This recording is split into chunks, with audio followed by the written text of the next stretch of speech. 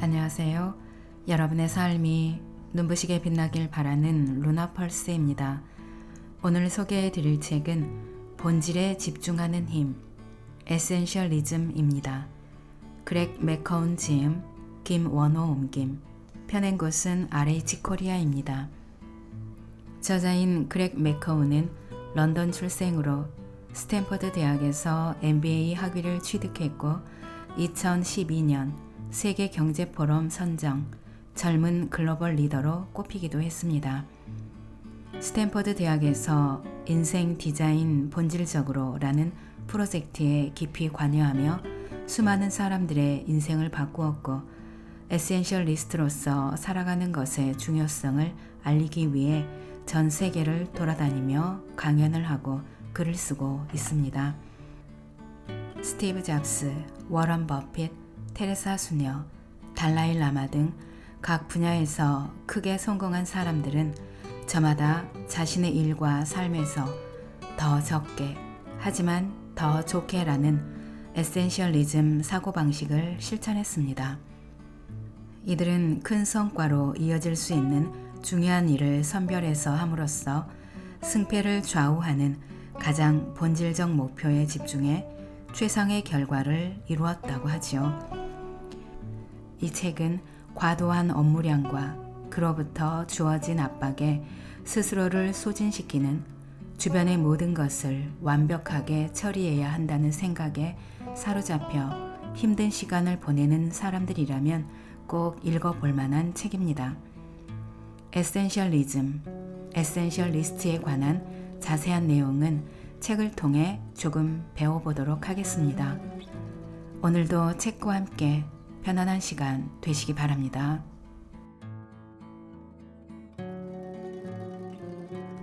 에센셜리스트가 되기 위해서는 반드시 극복해야 하는 3가지 궤변이 있다. 나는 그것을 꼭 해야 해. 전부 다 중요한 거야. 모두 다 해낼 수 있어. 이 3가지 궤변은 사람들 사이에 너무나도 강력하게 뿌리를 내리고 있어서 극복하기가 결코 쉽지 않다. 이러한 궤변은 바다 요정 사이렌의 노래와도 같아서 사람들을 매혹시키지만 거기에 매혹된 사람들은 아주 위험한 수렁에 빠져들게 된다. 에센셜리스트가 되기 위해서는 이러한 잘못된 함정에 빠지지 말고 다음 3가지 진실을 받아들일 필요가 있다. 나는 선택할 수 있다. 정말로 중요한 것은 극소수에 불과하다. 모든 것을 다 해낼 수는 없다. 라는 3가지 진실 말이다. 이 3가지 단순한 진실을 받아들일 때 우리는 정말로 중요한 것들을 추구할 수 있다. 그래야 스스로 만족하는 성공적인 삶을 살 수 있는 가능성도 높아진다. 진실과는 다른 궤변들을 버리고 에센셜리즘의 본질적인 논리를 받아들인다면 에센셜리스트의 길은 매우 자연스러운 사고방식이자 행동 양식이 되어줄 것이다. 에센셜리스트가 된다는 것. 독일의 가정기업인 브라운의 디자인을 오랫동안 이끌었던 디자인 거장 디터 람스는 자신의 일과 관련된 대부분의 것들은 잡음에 불과하다는 생각을 가지고 있었다. 본질적인 것은 극히 일부분에 불과하며 잡음을 걸러내고 본질을 찾아내는 것이 자신이 해야 할 일이라는 게 그의 평소 신념이었다. 24살의 젊은 개발자로서 새로운 레코드 플레이어 개발에 투입된 그는 이미 이러한 신념을 자신의 업무에 적용시켰다. 그 당시 레코드 플레이어는 대개 나무로 된 덮개를 가지고 있거나 커다란 가구에 수납되는 형태인 게 일반적이었다. 하지만 그는 답답한 나무 덮개나 잡다한 장식을 모두 걷어내고 투명한 플라스틱 덮개를 씌운 현대적인 디자인을 제안했다. 오늘날 우리가 알고 있는 일반적인 형태의 레코드 플레이어를 처음으로 디자인한 것이다. 그러나 당시 그와 같은 파격적인 디자인을 접한 다른 동료들은 디털 람스의 레코드 플레이어가 시장에서 철저히 외면당할 거라고 우려를 표했다. 언제나 그렇듯 비본질적인 것들을 제거하는 데에는 용기가 필요했다. 하지만 디털 람스의 레코드 플레이어는 사람들로부터 인기를 끌기 시작했고 얼마 지나지 않아 다른 경쟁 회사들도 투명한 플라스틱 덮개를 씌운 형태로 제품을 생산하기에 이르렀다. 디털 람스의 디자인 특징은 더 적게 하지만 더 좋게 라는 세 단어의 독일어로 정리할 수 있는데 내가 이 책에서 말하고자 하는 에센셜리즘의 개념을 이보다 더 정확하게 나타내기는 어려울 듯하다. 에센셜리즘이란 더 좋은 것들을 추려내어 그것들에 역량을 집중하는 방식을 의미한다. 상황을 보아가며 적당히 이러한 방식을 따르는 것으로는 소용이 없다. 확고한 신념으로 삼아야 성과를 만들어낼 수 있다. 에센셜리스트가 된다는 것은 단순히 더 많은 거부를 하는 것, 이메일 수신함에서 읽지도 않고 지우는 이메일의 숫자를 늘리는 것, 시간 관리의 방식을 바꾸는 것 정도를 의미하는 게 아니다. 에센셜리스트가 된다는 것은 지금 나는 제대로 된 중요한 일에 나의 시간과 자원을 투자하고 있는가? 라고 자신에게 계속 질문하는 것이다. 이 세상에는 우리의 시간과 자원을 투자할 수 있는 너무나도 많은 일과 기회가 존재한다. 하지만 대부분의 일과 기회는 사소한 것들일 뿐 정말로 중요한 것은 극소수에 불과하다.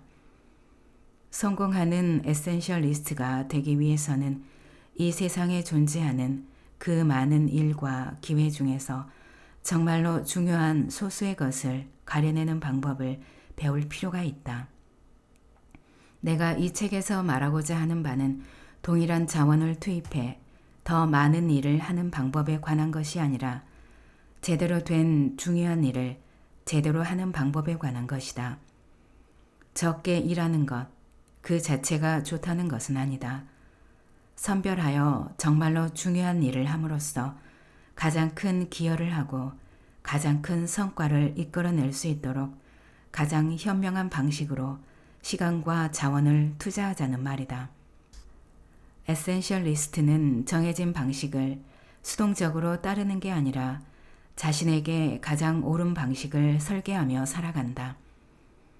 에센셜리스트는 외부의 상황에 따라 자신의 업무를 선택하는 게 아니라 정말로 중요한 것들과 중요하지 않은 것들은 정확하게 가려내어 중요한 것들을 빠르게 진척시키기 위해 주변의 장애물을 제거한다. 내가 이 책에서 제시하려는 에센셜리즘이란 가장 큰 성과로 이어질 수 있는 것들을 선별하고 문제를 최소화하면서 그러한 것들을 진척시킬 수 있는 체계적인 방법론이다.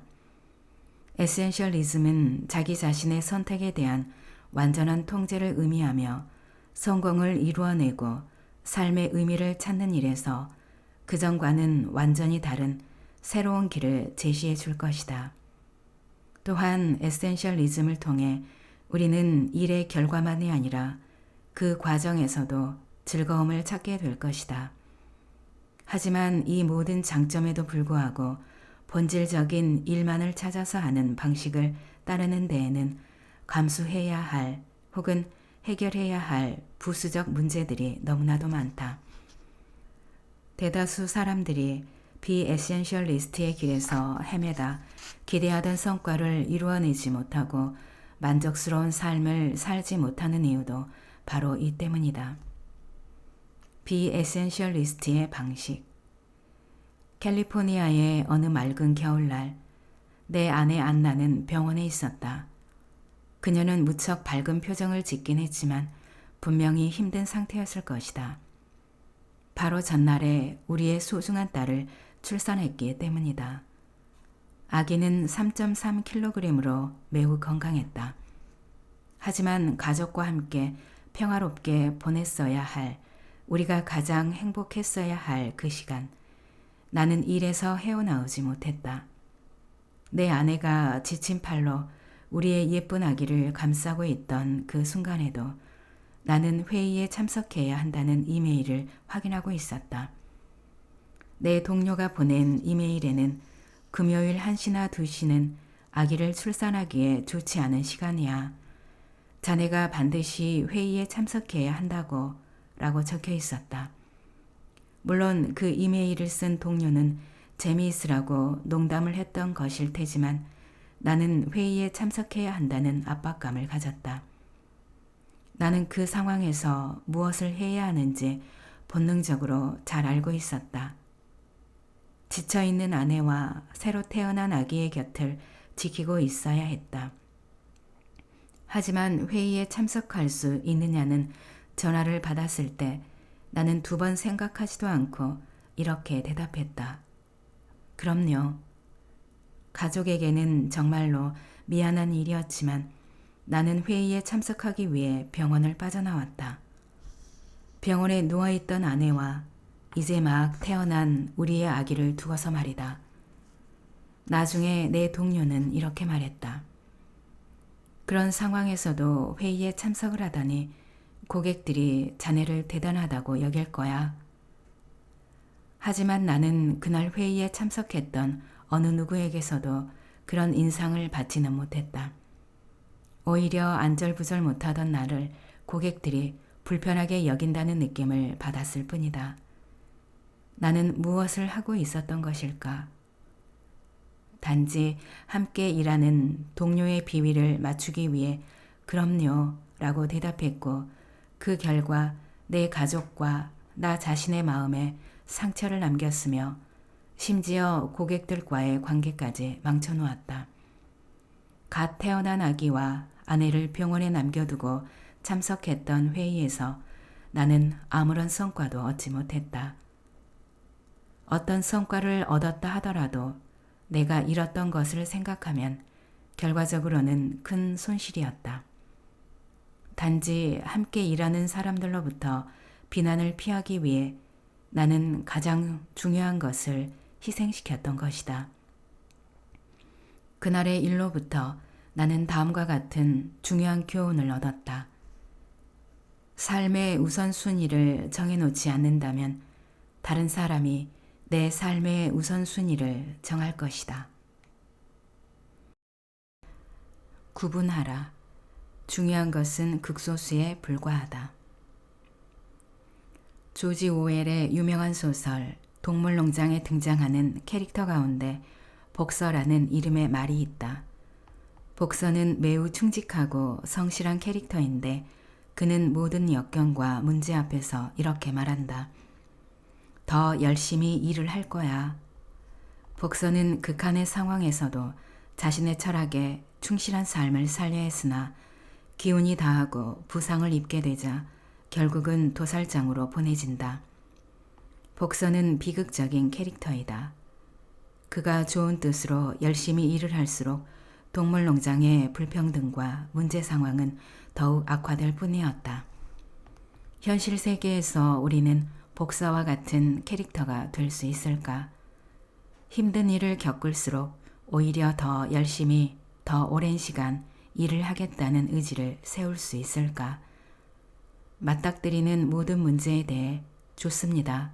제가 이 일을 맡아서 해결할 수 있습니다. 라고 대답할 수 있을까? 어쨌든 우리는 어렸을 때부터 열심히 일을 하는 것이 성과를 만들어내는 비결이라고 배워왔고 우리들 가운데 다수는 지금까지 높은 생산성을 이루어내고 많은 문제들을 해결했던 일에 대해 상당한 보상을 받아왔다. 그런데 이미 열심히 일을 하는 사람들이 더욱 열심히 일을 하면 성과는 끊임없이 높아지기만 할까? 아니면 어느 순간부터는 더 열심히 일을 하더라도 생산성이 증가되지 않는 한계점이라는 게 있을까? 일하는 시간을 줄일수록 더 많은 성과를 낼 수 있는 그런 지점 말이다. 어렸을 때 용돈을 더 많이 벌고 싶어서 일을 했던 기억이 난다. 영국에서 12살짜리 아이가 돈을 벌기 위해 할 수 있는 일은 얼마 되지 않았는데 그중 하나가 신문 배달이었다. 하루에 1시간 일을 하면 1파운드 정도 되는 돈을 받았다. 나는 그 돈을 벌기 위해 제대로 들지도 못할 만큼 무거운 신문 가방을 메고 등교하기 전에 신문 배달을 했다. 그야말로 힘들게 일을 해서 벌어들인 소중한 용돈이었다. 하루 1파운드라는 돈을 벌기 위해 그렇게 힘들게 일을 하면서 나는 원하는 것을 얻기 위해 치르는 비용에 대해 다시 생각하게 되었다. 무언가 사고 싶은 게 나타나면 그것을 사기 위해 내가 몇 시간 동안 신문 배달을 해야 하는지를 생각하게 된 것이다. 나에게 1파운드의 돈은 1시간의 힘든 노동을 의미했다. 그리고 당시 내가 갖고 싶었던 마이크로 머신이라는 장난감을 사기 위해서는 엄청나게 많은 시간 동안 노동을 해야 한다는 결론에 이르렀다. 그러다 나는 돈을 모으는 속도를 더욱 높여야겠다는 생각을 했다. 내가 찾은 방법은 신문 배달을 그만두고 토요일 아침에 이웃들의 자동차를 세차하는 것이었다. 자동차 한 대를 세차할 때마다 2파운드씩 받았고 1시간에 3대의 자동차를 세차할 수 있었다.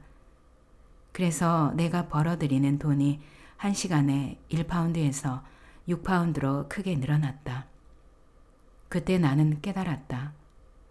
어떤 유형의 일을 하느냐에 따라 보상이 크게 달라질 수 있다는 것을 말이다.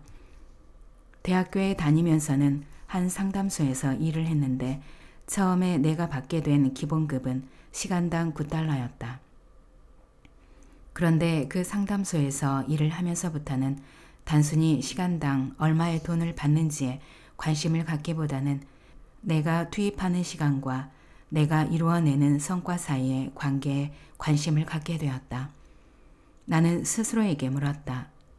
여기서 일을 하면서 내가 가장 값진 성과를 이루어낼 수 있는 방법은 무엇일까? 그것은 상담을 취소하려는 고객들을 다시 설득하여 상담에 임하도록 만드는 것이었다. 이런 판단을 내린 다음부터 나는 상담을 취소하려는 고객들을 설득해 상담 취소를 막는 데 집중했고 얼마 지나지 않아 취소율 제로에 이르게 되었다.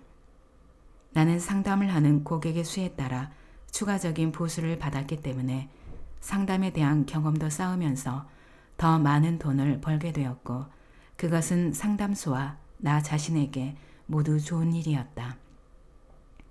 열심히 일을 하는 것은 중요하다. 하지만 노력의 증대가 언제나 성과의 증대로 이어지는 것은 아니다. 때문에 더 중요한 일을 선별적으로 할 필요가 있다. 스페인에 있는 세계적 레스토랑인 엘 블리를 이끌고 있는 페란 아드리아는 세계 최고의 요리사 가운데 한 명으로 통하는데 그 역시 요리를 할 때 더 적게 하지만 더 좋게 라는 원칙을 따른다. 그에게서 이 원칙은 2가지 방식으로 나타난다.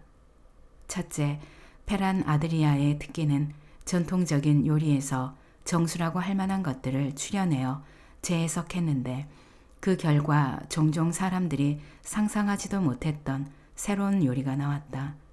둘째, 음식점 엘 블리에 식사 예약을 넣는 사람들은 연간 200만 명에 달하지만 엘 블리는 하룻밤에 오직 50명만 예약을 받고 그마저도 1년의 절반은 새로운 음식 연구를 위해 문을 닫는다. 게다가 이 책을 쓰고 있는 지금은 벌써 몇 년째 엘 블리가 영업을 하지 않고 있다.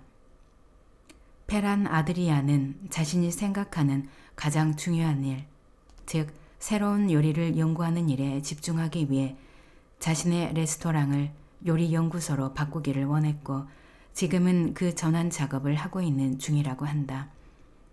더 적게 하지만 더 좋게라는 원칙을 받아들이는 것은 결코 쉽지 않은 일이다. 특히 과거에 무작정 더 많이 더 열심히 일을 함으로써 성취를 이루어냈던 경험이 있는 사람들이라면 더욱 그럴 것이다. 하지만 노력의 어느 시점을 넘어서면 아무리 노력을 해도 성과는 제자리 걸음을 하는 일이 벌어진다. 기본적으로 노력과 성과는 정비례하고 이렇게 되는 게 공정해 보인다. 그러나 항상 정비례하지 않는 게 현실이다. 여러분은 아마도 파레토 법칙을 알고 있을 것이다. 1890년대에 이탈리아의 경제학자인 빌프레도 파레토가 발표한 법칙으로 이것을 확장하면 20%의 노력이 80%의 성과를 만들어낸다는 개념까지 이어진다. 그리고 파레토 법칙이 발표되고 한참 뒤인 1951년에 품질 경영 운동의 창시자 중 한 명으로 통하는 조셉 주라는 자신의 저서인 품질 관리 핸드북에서 핵심적인 소수의 법칙이라는 개념을 소개했다. 생산 과정에서 제품의 품질 수준을 획기적으로 높일 수 있는 극히 일부분의 요소들이 존재한다는 것이다. 무의미한 다수가 아닌 핵심적인 소수에 집중함으로써 훨씬 더 큰 성과를 이루어낸다는 개념은 우리의 일과 삶, 어느 분야에도 적용될 수 있다. 리처드 코치 같은 자기개발 전문가는 파레토 법칙을 우리의 삶에 어떻게 적용할 수 있는지에 대한 책들을 다수 내기도 했다. 워런 버핏만 하더라도 다음과 같은 유명한 말을 남긴 바 있다. 우리의 투자 철학은 움직이지 않는 것이라고 말할 수 있습니다. 상대적으로 소수의 주식들에 투자하고 일단 투자한 다음에는 오랫동안 주식을 보유한다는 의미다. 이와 관련하여 메리 버핏과 데이비드 클라크는 자신들의 저서인 워런 버핏 투자 노트에서 이렇게 설명하고 있다. 워런 버핏은 투자를 처음 시작했을 때부터 자신이 투자 판단을 언제나 정확하게 할 수는 없다고 생각했다. 그래서 자신이 확실하게 알고 있다고 여기는 분야에만 투자했고 그와 같은 분야에 투자할 때에는 한 번에 높은 비중을 투입했다. 그래서 한때는 전체 투자 금액의 90%가 단 10곳의 기업들에 집중되기도 했다. 때로는 뭔가를 하지 않는 것이 뭔가를 하는 것만큼이나 중요한 의미를 갖는다. 간단히 말해 워런 버핏은 단순히 좋다고 하는 투자 기회들을 그대로 흘려보내고 정말로 핵심적인 소수의 투자 기회들에 자신의 자원을 집중했던 것이다. 노력과 결과 사이의 관계는 흔히들 생각하는 것보다 훨씬 더 비선형적이라고 생각하는 사람들도 꽤 있다. 노력과 결과 사이의 관계를 몇 함수 대입해서 생각해보면 극히 일부의 행위가 나머지 행위들을 전부 합한 것보다 훨씬 더 큰 성과를 유발한다고 하겠다. 습관을 만들라. 일상 속 천재성. 지성인에게 규칙적인 일상은 열정의 증거다. 위스턴 휴 오든, 옥스퍼드대 교수이자 시인입니다.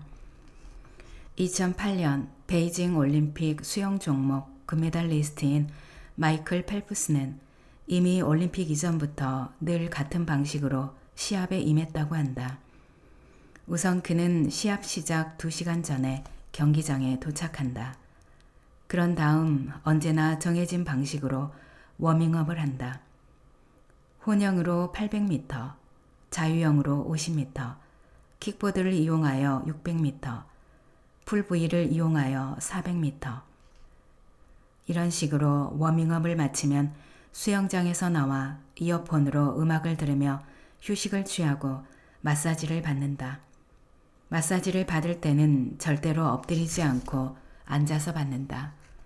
이때 펠프스와 그의 코치 밥 보어먼은 시합이 끝날 때까지 일절 대화를 나누지 않는다. 펠프스는 시합 시작 45분 전이 되면 수영복을 입고 30분 전이 되면 워밍업 풀에 들어가 600m에서 800m의 수영을 하며 다시 한번 몸을 푼다. 이제 시합 시작 10분 전이 되면 대기실로 들어간다. 대기실에서는 언제나 다른 선수들과 떨어져 앉는데 앉은 자리의 한쪽에는 고글을 놓고 다른 한쪽에는 수건을 놓고 시간을 기다린다. 그리고 시합 시간이 되면 출발대 앞으로 나오는데 여기서도 그가 따르는 일련의 정해진 방식이 있다. 우선은 스트레칭을 한다. 다리를 쭉 폈다가 굽히는 동작을 하는데 언제나 왼 다리를 먼저 한다. 스트레칭을 마친 후에는 오른쪽 귀에서 이어폰을 빼내고 이름이 호명되면 왼쪽 귀에서 이어폰을 빼낸다. 출발대에 오를 때는 항상 출발대의 물기를 제거한 다음 이것도 빼먹지 않는다. 왼편으로 오른다. 그리고 출발대에 올라서는 팔을 앞뒤로 흔들며 등 뒤에서 손뼉을 치는 동작을 한다. 이에 대해 펠프스는 다음과 같이 말한 바 있다. 그냥 정해진 방식입니다. 제 방식이죠. 평생 그렇게 해왔습니다.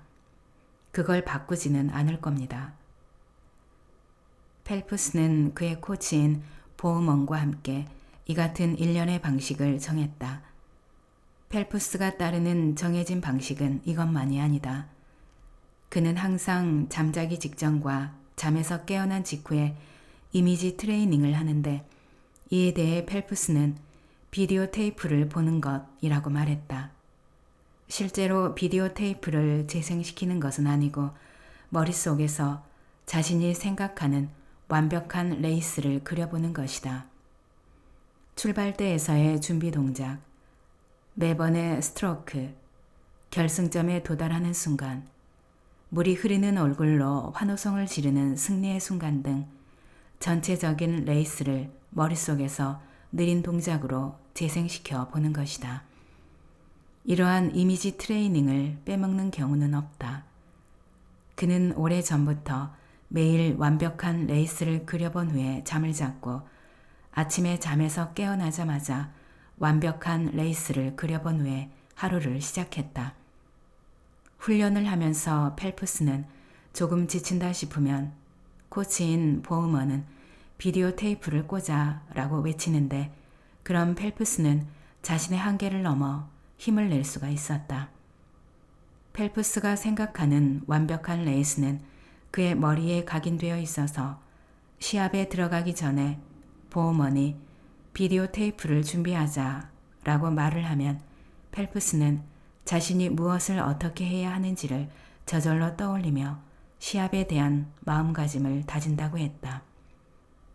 펠프스의 이미지 트레이닝에 대해 코치인 보우먼은 다음과 같이 말했다. 사람들이 펠프스에게 시합 전에 무슨 생각을 하느냐고 묻는다면 그는 아무것도 생각하지 않는다고 답을 할 겁니다. 그는 그냥 프로그램을 따를 뿐이니까요. 하지만 이것도 정확한 표현은 아닙니다. 그건 습관에 가까운 것이거든요. 시합 시간이 다가오는 것도 전부 그의 계획에 있는 것이고 시합에 임하는 모든 단계에서 그는 승리를 거두는 겁니다. 스트레칭도 계획대로 행해지는 것이고 워밍업 풀에서 몸을 푸는 과정도 미리 머릿속에서 그려진 대로 행해지는 것입니다. 이어폰에서는 그가 예상하는 음악이 나오죠. 펠프스에게 실제의 시합은 그가 행하는 정해진 방식의 연장선상에 있는 과정으로 그 과정에는 승리도 포함되어 있습니다. 그러니까 그에게 승리란 자연스러운 하나의 흐름이 되는 것입니다. 많은 사람이 알고 있듯이 마이클 펠프스는 2008년 베이징 올림픽에서 무려 8개의 금메달을 따내는 엄청난 기록을 세웠다. 그로부터 몇 년 후에 나는 베이징을 방문할 기회가 있었는데 그곳에 도착하니 자연스레 펠프스를 비롯한 올림픽 메달리스트들이 떠올랐다. 어떻게 해서 그들은 그토록 놀라운 운동 능력을 어렵지 않게 발휘할 수 있었을까? 물론 올림픽에 출전하는 선수들은 이 세상에서 가장 고된 훈련을 가장 열심히 행하는 사람들이다. 이에 대해서는 반론의 여지가 없다. 하지만 수영장을 비롯한 여러 시합장에서 그들은 자신의 일을 힘들이지 않고 해내는 모습을 보인다. 그것은 단순히 고된 훈련의 결과만이라고 보기는 어렵다. 그것은 제대로 만들어진 방식을 끊임없이 반복적으로 행함으로써 얻어지는 결과다. 비에센셜리스트들은 중요한 것들을 얻기 위해서는 무작정 힘들게 노력해야 한다고 생각한다. 고통스럽게 일을 해야 의미 있는 목표를 이룰 수 있다고 믿으면서 무작정 앞으로 나아가려고만 한다. 하지만 에센셜리스트들의 방식은 다르다. 그들은 이루고자 하는 중요한 목표를 힘들이지 않고 자연스럽게 이루어내기 위해 자기만의 방식을 정하고 그것을 매일같이 반복한다. 물론 어떤 경우에는 에센셜리스트들도 고된 훈련을 감내해야 할 때가 있지만 목표를 이루기 위한 자기만의 방식이 자리를 잡는다면 자연스럽게 목표에 가까워지면서 힘들이지 않고 목표를 이루어낼 수 있게 된다.